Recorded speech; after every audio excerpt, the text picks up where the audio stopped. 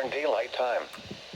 This watch includes the following counties in Georgia: Cherokee, Clayton, Cobb, DeKalb, Douglas, Fayette, Forsyth, Fulton, Gwinnett, Henry, Newton, Rockville, and Moulton. Remember, a tornado watch means the conditions are favorable for the development of severe weather, including tornadoes, large hail and damaging winds, in and close to the watched area.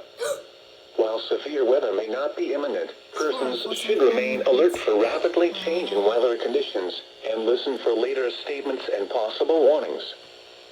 Stay tuned to NOAA Weather Radio, commercial radio and television outlets, or internet sources for the latest severe weather information.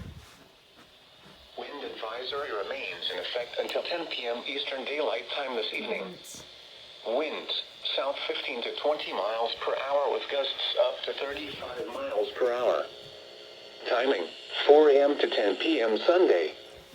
Impacts: gusty winds will blow around unsecured objects. If grounds are more saturated from rain, then trees will be more prone to being knocked down or uprooted. A few power outages may result,